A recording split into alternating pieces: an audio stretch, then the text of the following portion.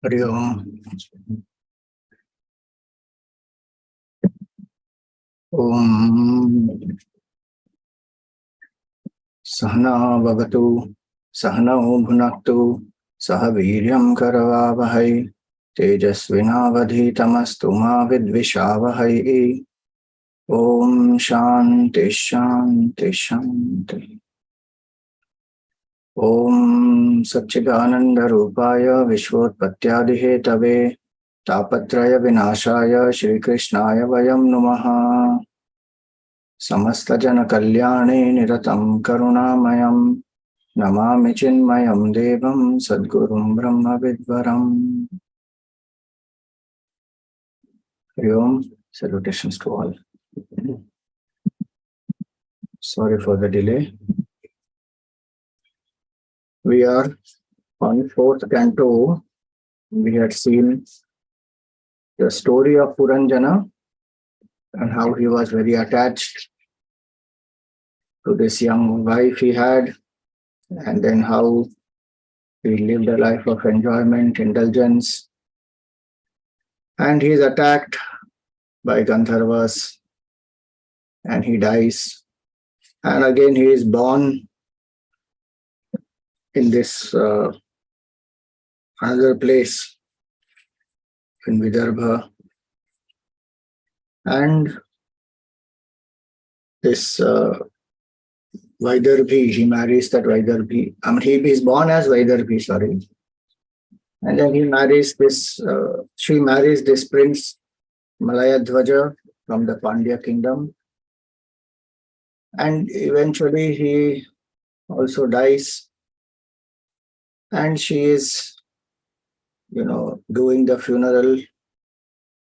At that time, the friend Avijñata comes and reminds him that who are you, whose daughter are you, and who is this person lying on the funeral, whose death you are mourning. So he says that you have forgotten that you and I were the swans in this Manasa lake. And then you came on this earth attached to the attachment enjoyments here, and then you were searching for a nice abode where you can enjoy, and then you found one abode with 9 gates. The whole story he just summarizes. I'm saying, but you are not this. You and I were together. So he says that you are not the daughter of the king of Vidarbha, nor is this hero your husband, nor are you the spouse of Puranjani by whom you were held captive in the city of 9 gates. All this is an illusion created by me, under which you thought yourself as a man and now regard yourself as a virtuous lady. You are neither. So Naradji explained this whole story. That's where we had stopped in chapter 28. Remember, he is telling this to Prachinabarhi, who is very attached to rites, rituals, actions. So this Prachinabarhi Raja in 29th chapter, now he says, Bhagavanste vacho smabhihi nasamyag avagamyate kavayastad vijanati navayam karma mohitaha. He says, we are very deluded by actions and we are not able to understand the subtler meaning of what story you have explained. Wise people may be able to know. Kavayastad vijananti. The wise people come to know the symbolism, the subtler meaning, but we are very attached to karma mohitaha. And so, you please tell us, what is the deeper meaning of this story and why you have told this story? So now Naradji explains. Narada uvacha purusham puranjanam vidyat vyanatyatmanah puram.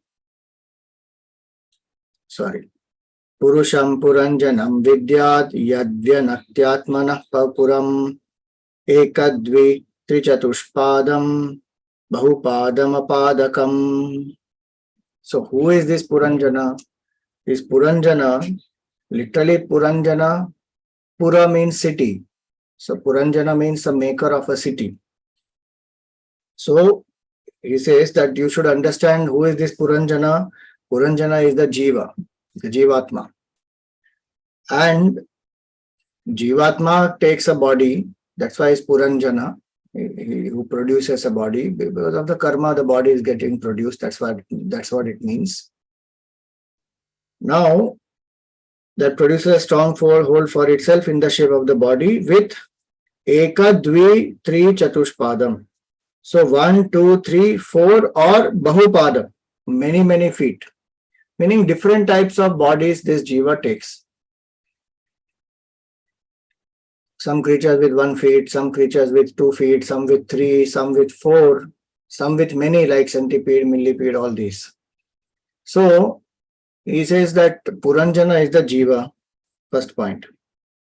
Then who is this Avijñāta? Yo Avijñātas Hritastasya Purushasya Sakheshwaraha. The friend is Ishwaraha. He is Bhagwan himself. Why is he called Avijñāta? Because he is not known. Unknown. The Jiva thinks there is no Ishvara only. And Jiva thinks God is not there. And Jiva denies existence of God also. Even if somebody accepts the existence of God, one still doesn't know who is God. The identification has not happened.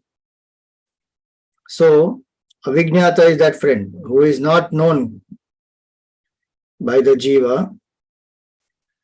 Yanna Vijñāyate Pumbihi Nama Bhirva Kriya Gunaihi. Names, actions, attributes, Jiva does not know of Bhagwan, of Ishvara. Yada Jighrikshan Purushaha Katsnyena Prakriter Gunan Navadvaram Dvihastangrim Tatramanuta Sadhviti. Now, what is the city of 9 gates? So he says this. When the Jiva wished to enjoy these material objects, now remember Puranjana went across the world and finally found this one city with 9 gates as the most conducive for enjoyment. So he says this, that his human body endowed with these 2 hands, 2 feet, the 9 apertures is the best amongst all. Meaning so many, like it was said, 1 foot, 2 foot, 3 foot, 1 foot, 2 feet, 3 feet, 4 feet, many feet, of all these different beings, he found human body is the best for enjoyment. So this city of 9 gates is this human body. The Jiva is this, Puranjana is the Jiva. Avijñāta is Ishvara. Then, who is this young woman there? In that city he found this young woman, right? Puranjani. So buddhim tu pramadam vidyan mama hamiti yat kritam yamadhisthaya dehesmin pumang humte akshabhir gunan. So he says that the young woman is the buddhi, buddhim tu. Now this buddhi gives rise to I and mine, aham and mama. And identifying himself with that buddhi, the jiva enjoys various sense objects through the senses. So the jiva forgets his oneness with Avijñāta, which is Ishvara, identifies with the buddhi, further identifies with the body, goes out through that, enjoys the world of sense objects. Now, this Puranjani had 10 attendants, if you remember. So these 10 Indriyas are the male companions of this Puranjani. Meaning this Buddhi functions, and the companions who help this Buddhi are the Jnanendriyas, Karmendriyas, because all the input comes through them. Then the Buddhi can decide what to do. So these are the attendants, 10 of them. And the activities that these do, they are the female companions. They were married, if you remember. Those 10, they were married. Then there was the 11th one. The 11th one is the mind. One should understand Brihad Bala, the 11th mighty warrior waiting on Puranjani, to be none other than the mind. So 10 senses and their activities are the 10 attendants and their wives. 11th is the mind. There was one serpent who was going ahead of this Puranjani. Who is that? Five-hooded serpent. So he says prana. So the vital airs with its fivefold activity is referred to as the five-hooded serpent. Now he says that what is this kingdom of Panchala? The kingdom of Panchala is the sense objects in which this Puranjana enjoys.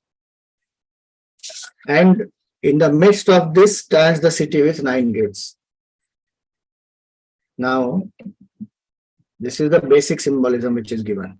Now the detailing comes of, that city had 9 gates, this few things to the east, some to the west, some to the north, some to the south, all that was described. So that detailing comes now. So the 9 gates are what? 2 eyes, 2 nostrils, 1 mouth, 2 ears, reproductive and evacuating organ. 9 gates of the city. Jiva goes out through them to enjoy. Then 2 eyes, 2 nostrils and mouth. These are 5 gates located in the east. This is the east now, front of the head. In that, right ear has been spoken of as the southern and the left is as the northern gate. So this is southern, this is northern. And so he says here that the 2 openings below have been called the western gates and they are designated here as the reproductive and the evacuating organs. Then the 2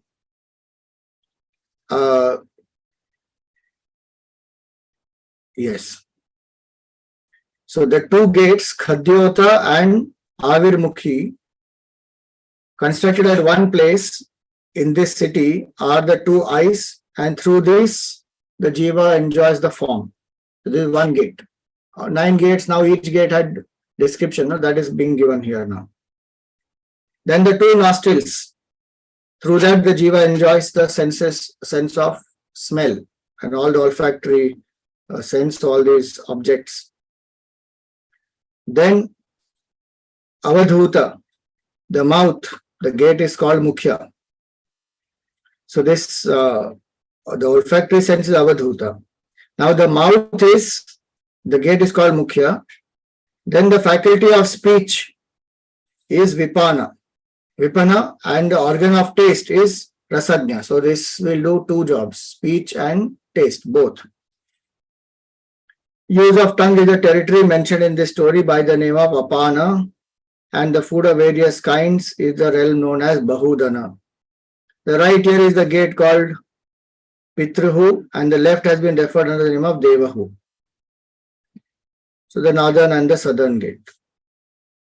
The scriptures dealing with the world of path of worldly activity and those preaching quietism have been spoken of as the South Panchala and the North Panchala respectively. So what does that mean? One path will lead to the pravritti, one path will lead to nivritti. One path will lead to going to heavens, enjoying, and then after death one again comes back and continues evolution. One path leads to Krama Mukti. So like that, 2 different paths are given, what we also know as solar path, lunar path. Listening to these through the ear, which has been spoken of as Shrutadhara, the jiva takes severally to the path of mains, so that the southern path goes to the path of mains, Pitruloka. And which means heavens, also moon, we call it as the Chandramarg. southern path, Pitruyana. These are different names of the same thing. So those who are attached to the rituals, those who are attached to sense enjoyments, those who want punya karma for enjoying heavens, etc., they will go through this path and enjoy their karma phalas, and they will again come back to earth when the punya gets over or papa gets over, and they will continue their evolution. Then the path of gods, which is Devayana, is the northern path, which is a Krama Mukti path. Then he says the membrum virile. So that Krama Mukti path is where one does not have desires for sense objects, but has not yet attained Jivan Mukti, and before that the body has dropped. And because there is no desire for sense enjoyments, one does not have to come back to this earth.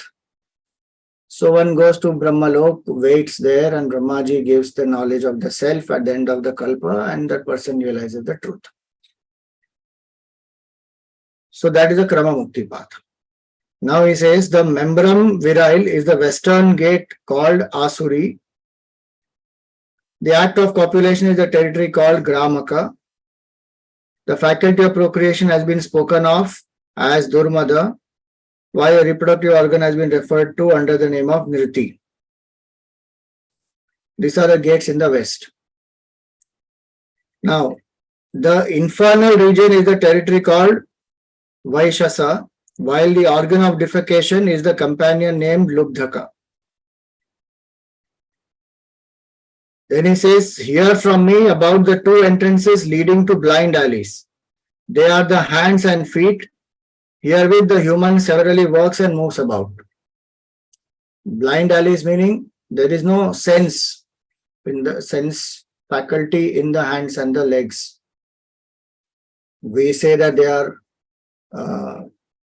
organs of motion and grasping. So they are sense organs of action. But there are no apertures here for receiving any knowledge. They only are for movement and grasping. That's what it means. The heart is the gynecium, and the mind is spoken of as Vishuchi. Identifying itself with the qualities Sattva, Rajas and Tamas of the mind, the Jiva gives way to complacence, joy, infatuation.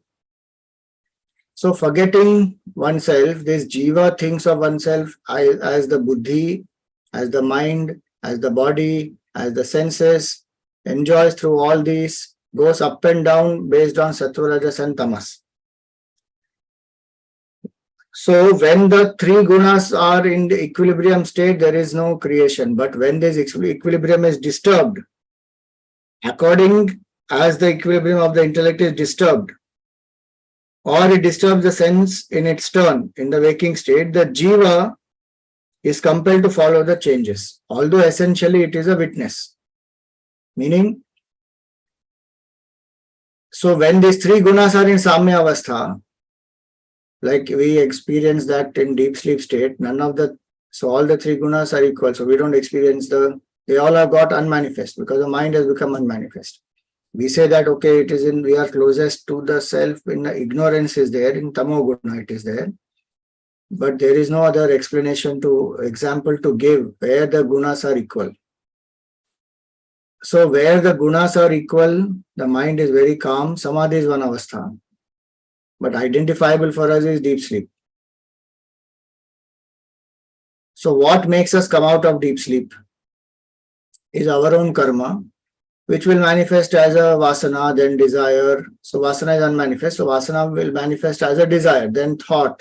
And then we will wake up and we do some movement. Then karma will happen through the body. So all that happens. Why? Because of the desire that is disturbed. Now jiva, because of this identification, goes through all these, forgets that I am the infinite consciousness, I am one with the Supreme, and my true nature is, I am only a witness, I am not affected by any of this. This entire play is a play of illusion. One does not know. Because one has forgotten and one is now identified with this equipment. Then he gives another analogy here.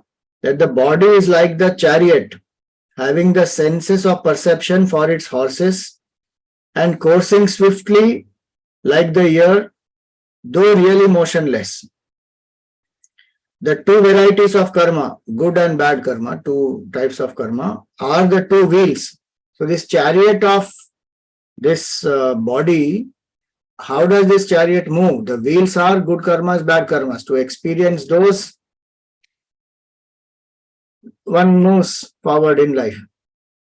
So here he says that two varieties of karma are the two wheels, the three gunas are the three flagstaffs, and the five vital layers, five pranas, are the five cords, the reins.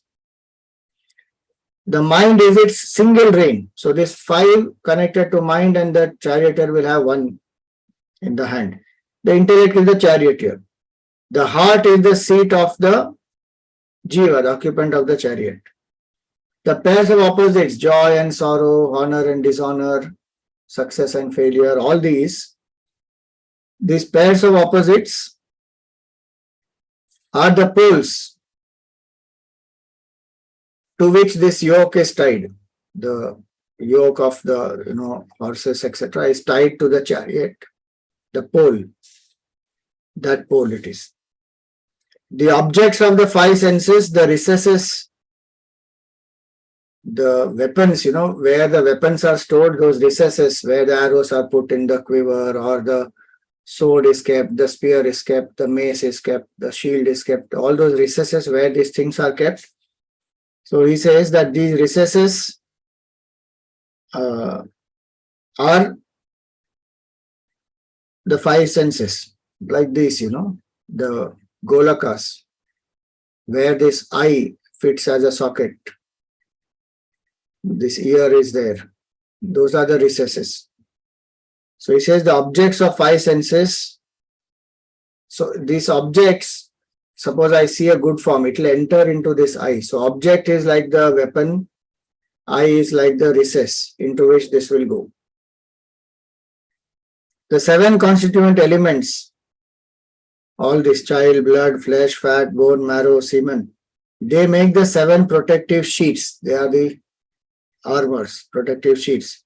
And the five organs of action are the five kinds of outward motion. In this way, the jiva runs after the mirage of sense gratification, followed by the 10 indriyas, and the mind as his army, and unlawfully enjoying the five forms of sense pleasure, which have been figuratively spoken as the slaughtering of animals. Remember, he was slaughtering a lot of animals. All these animals he slaughters, those are symbolic of these sense enjoyments he is running after. Now, remember, they were attacked. This Puranjana was attacked by this Chandavega, the chief of Gandharva. So who is he? So here he says that the ear, which symbolizes passage of time, is referred to as Chandavega. Time passes very fast. And this time attacks, its attack is very silent. Nobody will know. Over a period of time, one becomes old. Then suddenly one wonders, oh, what happened? How did I become old? Where did my life go? How so many years just went by? One wonders. The time is like that. It will silently kill everything. So this Chandavega. So this day and night have been spoken of as the 360 male and 360 female Gandharvas who come with him. So time is measured by that. Why 360 is given? Why not 365? Lunar calendar it goes by. The movement of the moon. So 12 months into 30 days. Amavasya to Purnima, and again to, Prathama to Amavasya, and then again from that Prathama to Purnima. So that way, 30 days, 12 months, 360. And that balance is what we call as the Adhik Mas, which will come once in 3 years. So this Chandavega is the time, Gandharva. And he had 360 males, 360 females. So 360 represents the day and 360 represents the night. They are his army, who steal the life of human being by rotation. Day and night, by rotation, they keep stealing our life.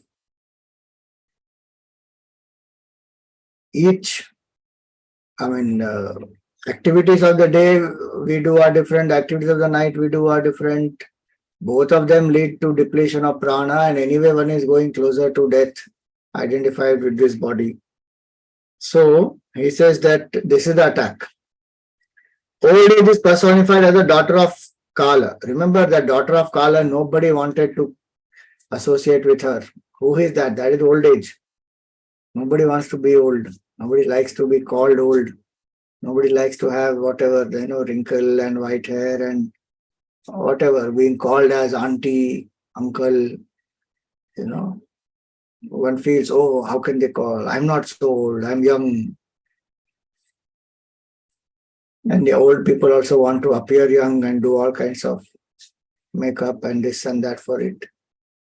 The body is body, full stop, whatever it is, what else?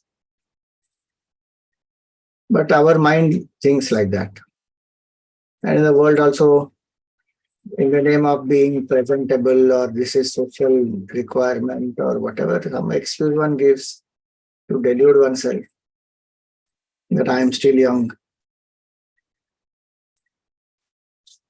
Even if one is young, how does it matter, actually speaking? Because that youth lasts for such a short while.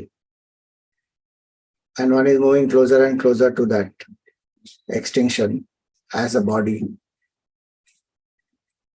But anyway, so that's what it meant by saying that Kala, nobody likes Kala. Nobody likes the daughter of Kala. Who is the daughter of Kala? That is old age. Whom the world does not welcome, you see. Death in the person of Yavana chief Bhaya accepted her as a sister for help in the destruction of the world. People are scared now of old age. So apart from that, whatever other fears are there, but people are scared of old age also. People are scared in general. All of us have some fear or the other. And that fear only makes us, live a life of compromise and not manifest the potential. And we die every minute. Our fear kills us.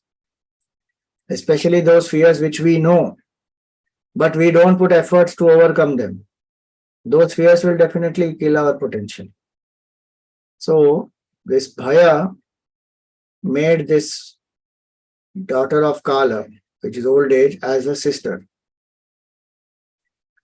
Then these mental anguishes and physical disorders are the Yavanas. And the fever of two kinds is personified as Prajvara. You see, the fever of two kinds means what? Shita Jvara and Daha Jvara. Shita Jvara is that fever which comes because of cold. Now see how much knowledge the people had of those times also. That two types of fever are there. One fever is Shita Jvara, fever accompanied with fits of cold. Another is Daha Jvara.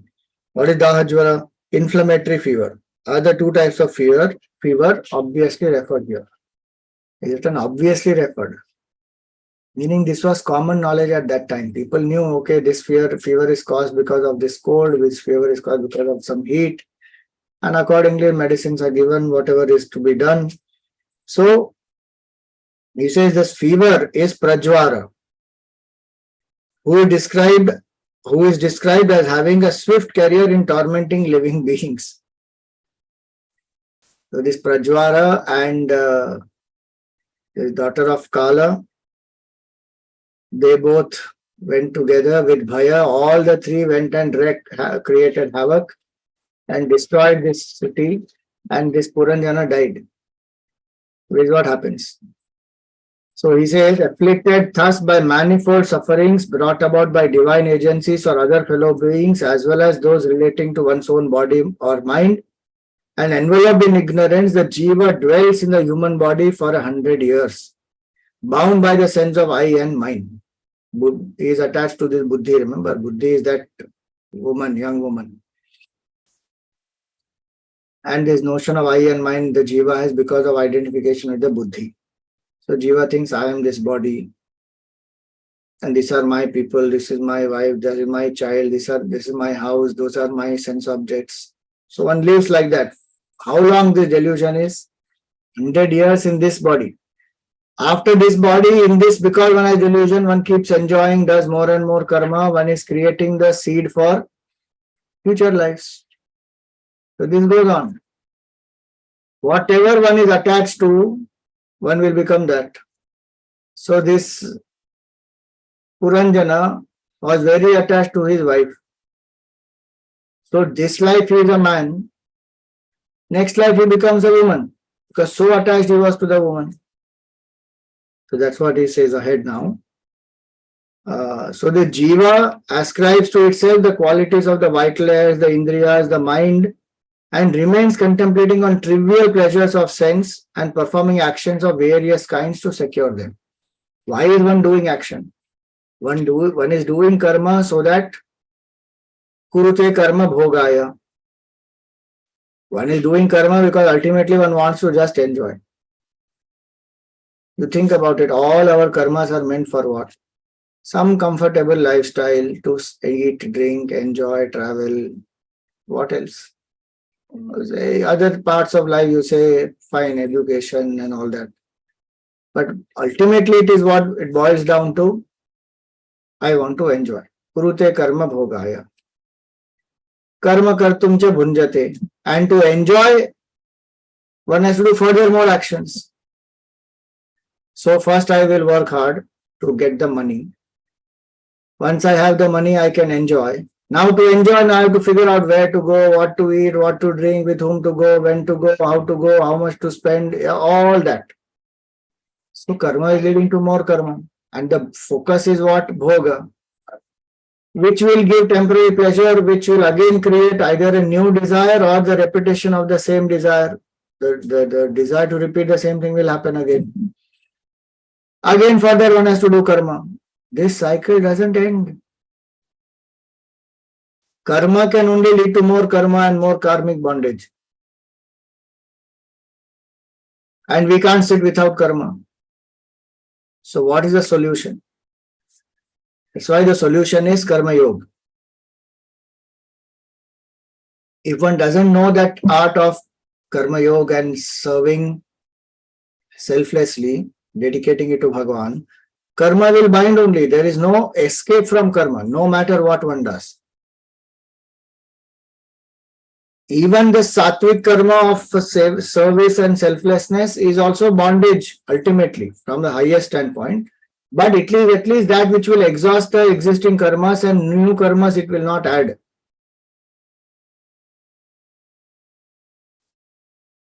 Finally, that mind becomes sattvic. That mind can contemplate and realize I am not the karta at all. Then what am I? I am not this jiva. So this I and mind both will be destroyed. When I remember that I am one with Ishvara. And how will I remember I am one with Ishvara? Mind has to become pure. How will the mind become pure?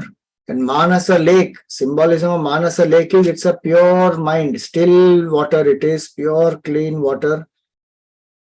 The mind which is pure, calm, serene, how has it become like that? Because of practice of karma yoga, sadhana, detachment with BMI, all that. Then one will wake up, I am that realized, I am that one infinite consciousness, I am not this. So the purpose of life and the purpose of human body and the purpose of all our karma is to realize the truth, nothing else. Obviously, karma will not directly lead to realization of the truth. It is an indirect means to purify the mind through which I will realize the truth. Penance, purity, peace, that is the purpose of human life. Not power, pleasure, prestige, popularity. That's there in life. That's not the main purpose. One sees through it the limitation of this and one says, no, I have seen through enough. No more interest in that. No hating of that, no craving for it. But just no interest. Why? It's useless. It's not. going to lead me to evolution. And in fact, if I don't renounce this selfishness, then it will lead to more bondage, more difficulty it will create. So here it is, he says this, that the jiva keeps contemplating on sense enjoyments and then does all the karma. So the reason why Naradji is telling this story to Prachinabarhi Raja is, why is that Raja attached so much to action? Because that action will give some result. Then to enjoy that result and to experience that sense pleasure, he will do this action. New karmas he will do. Those new karmas, when one does, again the imagination will happen of some other new desires. So this is not going to end. And in this is the seed for cycle of birth and death. Ignorance of the self, then thinking of I myself as the BMI, and then doing actions to enjoy the fulfillment of desires. Where is the end to this? To make him aware of this whole story Naradji is telling, because Prachinabarhi Raja is so attached to karma and rituals. So here he gives that analogy. So he says, not realizing the Lord, its supreme teacher and the very self, the jiva gets attached to the modes of Prakriti, Sattva, Rajas and Tamas. And then performs Rajasic, Tamasic, Sattvic actions and is born according to those karmas. So this how karma creates the cycle of birth and death. Sometimes through sattvic actions, the jiva attains spheres abounding in light. Through Rajasic pursuit, it goes to worlds which lead to suffering and involve exertion through action. And now through tamasic action, it is hurled into regions dense with darkness, sorrow and ignorance.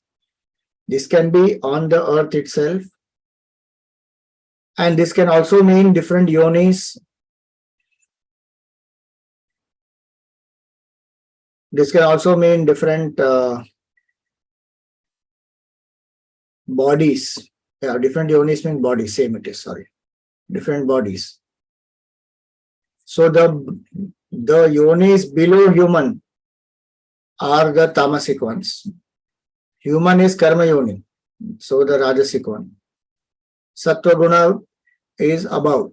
The rishis, the devatas, the saints, sages. Sattva guna. Now the deluded jiva is sometimes born as a male and sometimes as female.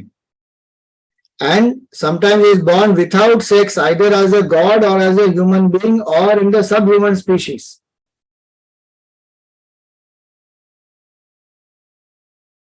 The birth being determined by its past actions and the mode of Prakriti. So guna and karma, they will determine the janma. Where the person will be born, what temperament, what will that person achieve, all that decided by whom? Not some god sitting up there. By one's own karma. And why did one do karma? Because one forgot one's true nature. Identified with the BMI, one thought happiness is outside. So that's where the story is. He forgot Avijnata and he is roaming across the world and finds this body. Meaning jiva goes in this creation and finds a human body as per the karma. Or any other body also. You see that, as it was said here earlier, based on the gunas, the three gunas. Then he says, he gives an analogy, very powerful analogy. Just as a poor dog seized with hunger and wandering from door to door, this dog who doesn't have food is wandering from door to door. Some kind person gives food, somebody beats up the dog, and a dog is helpless, can't do anything.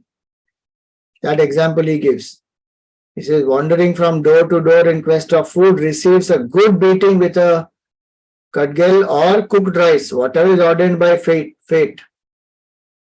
So does the jiva whose heart is possessed by the demon of desire reaps a welcome or unwelcome destiny. See that?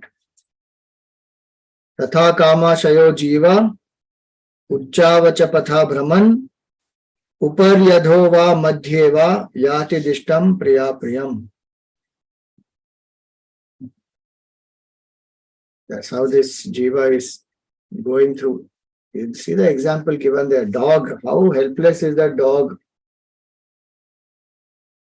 Somebody will beat up the dog, somebody will give food to the dog, show kindness to the dog.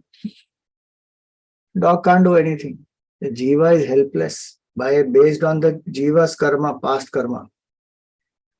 Sometimes the jiva gets food, sometimes doesn't get food, sometimes success, failure is tossed about by the karma. And then goes through parts which are high, which are low, goes into the punya lokas also, goes into hells also, different 7 levels of hell.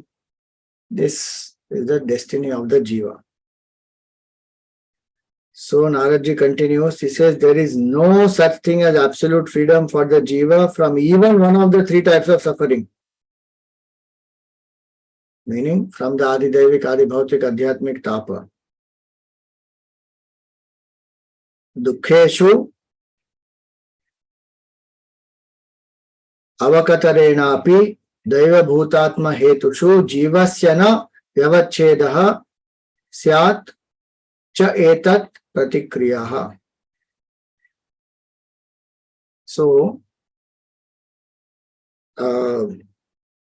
even if there is a remedy, in particular cases, it proves to be precursor for another suffering. Meaning, identified with the body, doing karmas, there is no other result except suffering.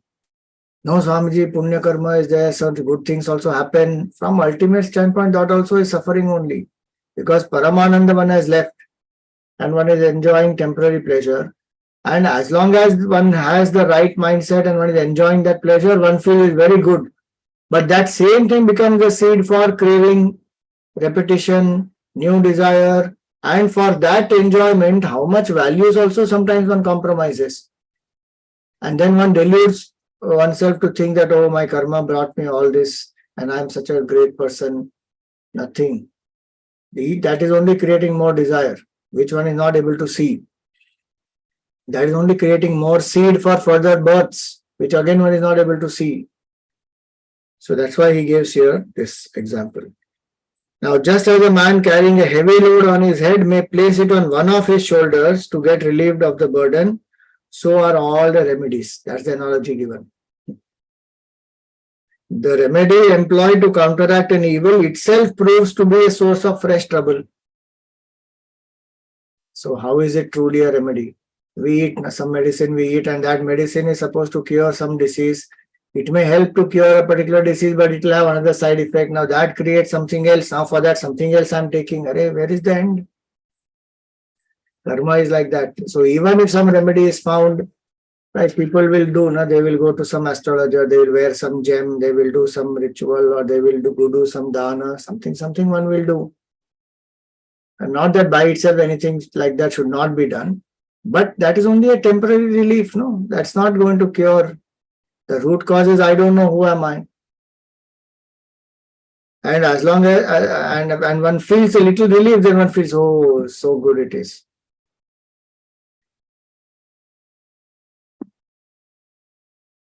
You think about it. Today is Yoga Day, International Yoga Day. What is that science of yoga? If you read the definition of Ishvara Pranidhan in Patanjali's Yoga Sutra, there he gives very clear definition of who is Ishvara. In the Yoga Sutras, if you see Yam Niyam, in that Ishvara Pranidhan will come. In that Ishvara Pranidhan, he explains who is Ishvara. Ishvara is a special kind of being who is not affected by ignorance or any product of ignorance.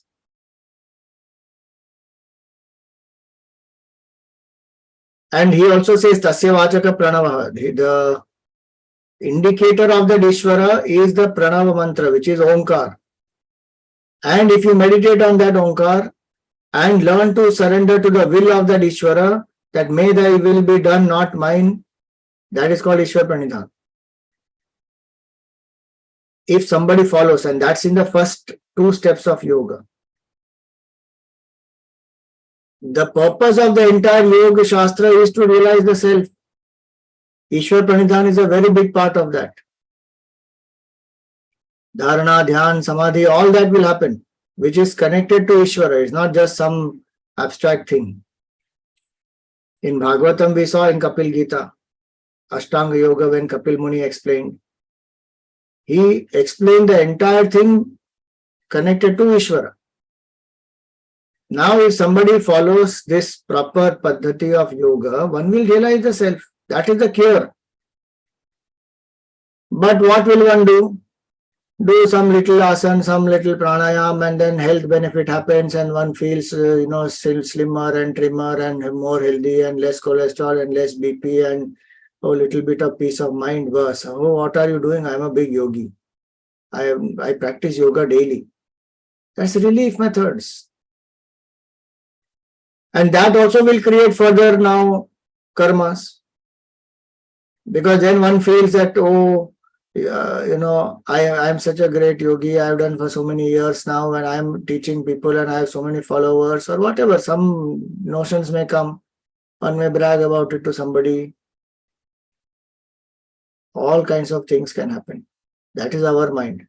So he says that all these are only, even if some remedy is found to, solve some problem at the physical, emotional, intellectual level or at cosmic level, it is a temporary relief. Again, the symptom will, because the cause is not gone, again it will manifest in some other method. So, he is telling this to Prachinabarhi Raja also to make him understand that any type of karma you do, it will not lead to mukti. Even so-called sattvic karma. It is definitely better than rajasic and tamasic karma, but it is not a cure. Brahma Jnana alone is the cure. He is driving at that.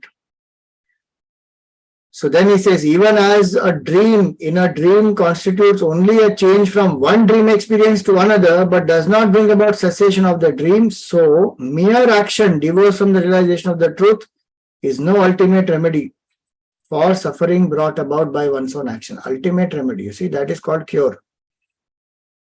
We have to ask, what do we want? Do I want relief? Do I want cure? No, Swamiji, I want relief. Okay, do the relief. No, Shastra doesn't condemn.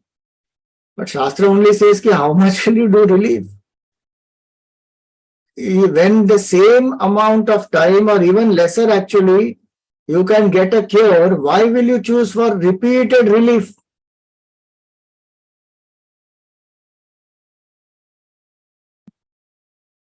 That one has to understand. That how many so time only is going to go waste now if we keep doing repeated relief method rather than handling the cause. Well, suppose somebody keeps getting headache repeatedly. Now one keeps taking some dolo, some crocin, some medicine, or then one goes for some massage and then get some head massage done.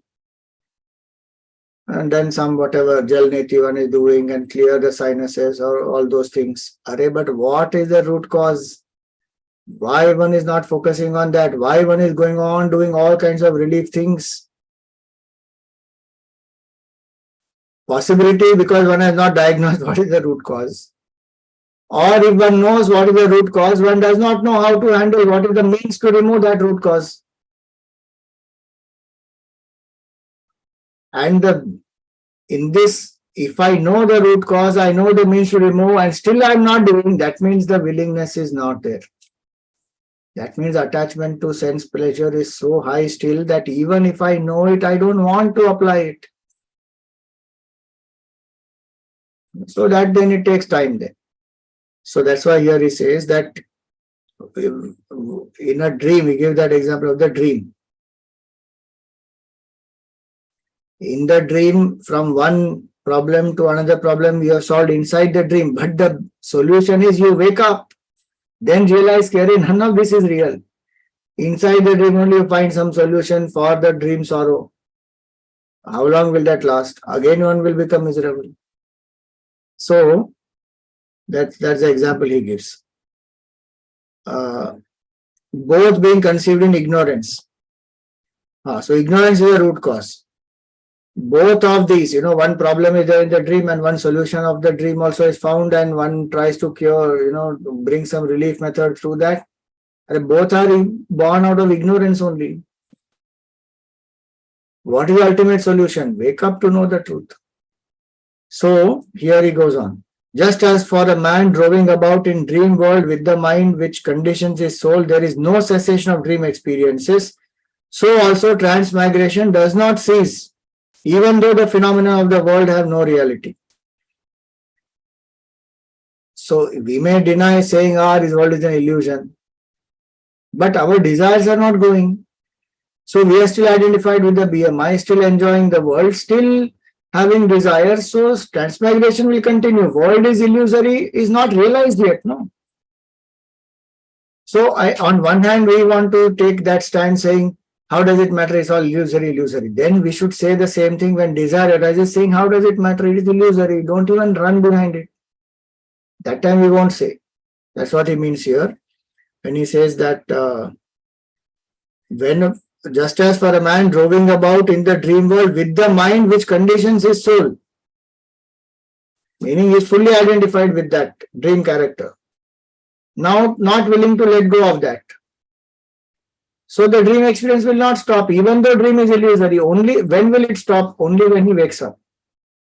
Only when he realizes, this is not even real, so why am I even running? See, this does not mean that one doesn't find some solution to one's problems, but one should not stick to the relief methods alone. That's the point. One should find what is the cure and come out of it once and for all. Now he says freedom from ignorance is secured through supreme devotion to the Lord, the Supreme Guru. Contact firmly established with the Lord through devotion will automatically induce aversion to the pleasure of sense and bring enlightenment.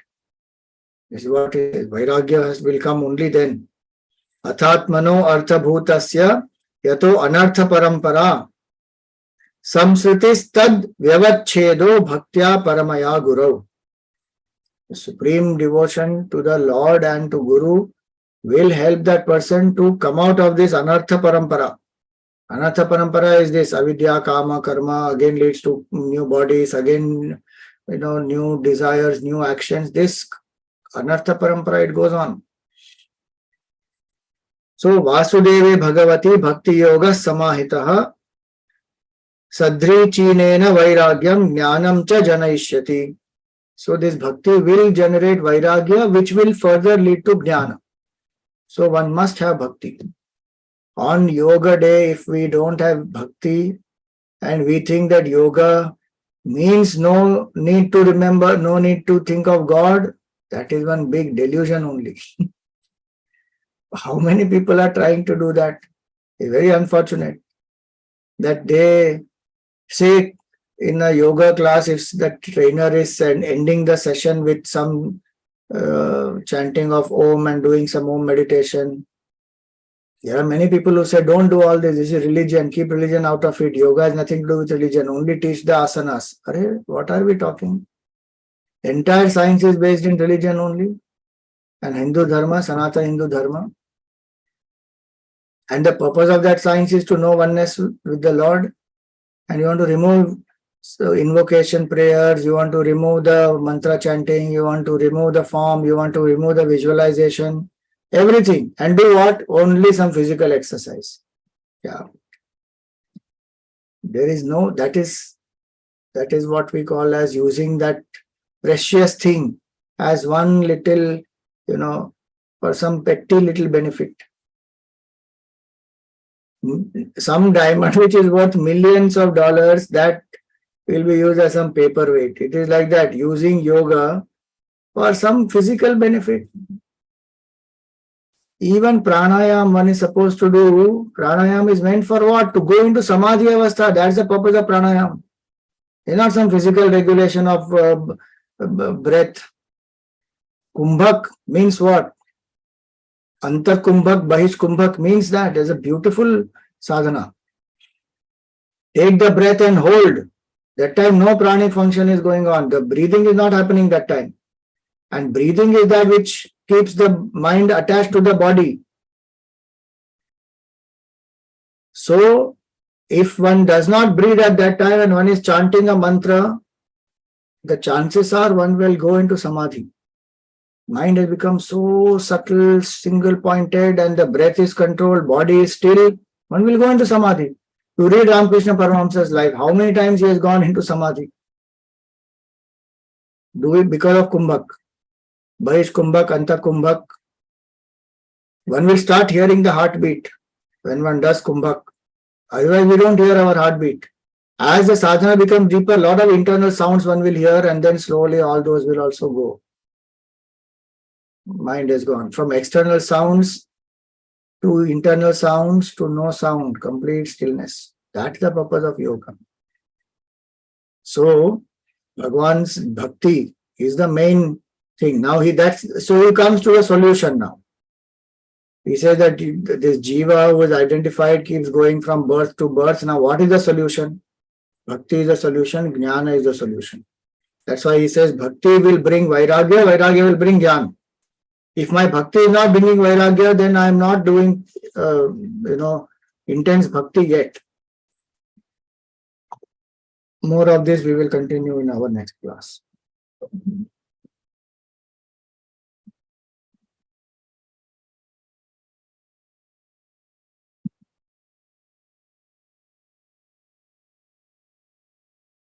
Yes, so let's do the arti.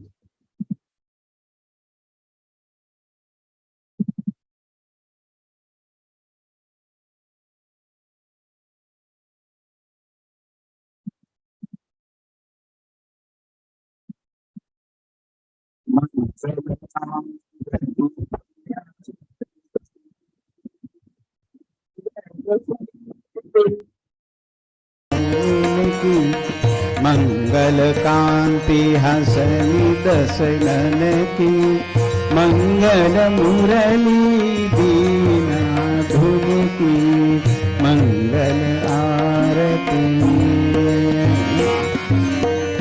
मंगल बनिक त्रिभंगी हरि की मंगल सेवा सब सहचर की मंगल सिर चंद्रिका मुकुट की मंगल छवि नयन में अटकी मंगल आरती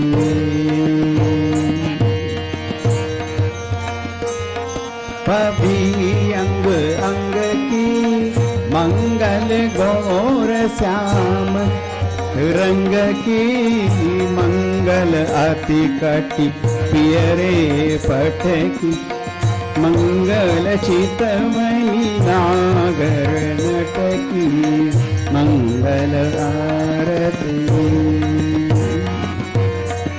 मंगल शोभा कमल नयन की मंगल माधुरी मृदुल पैन की मंगल वृंदावन मद अटकी मंगल क्रीडन जमुना तट की मंगल आरती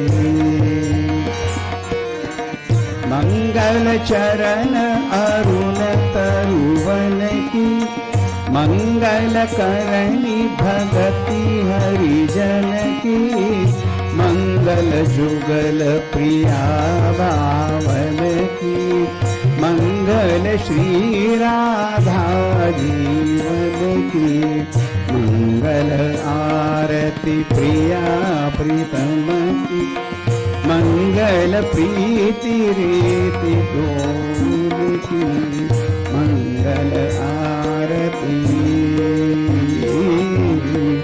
मंगल आरती राधावर कृष्णचंद्र भगवान की जय।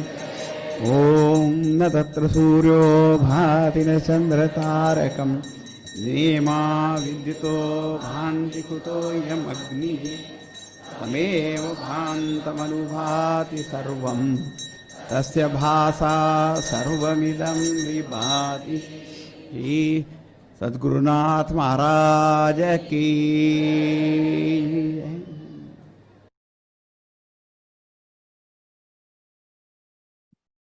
Om Purnamada पूर्णमिदं पूर्णात् पूर्णमुदच्यते पूर्णस्य पूर्णमादाय पूर्णमेवावशिष्यते।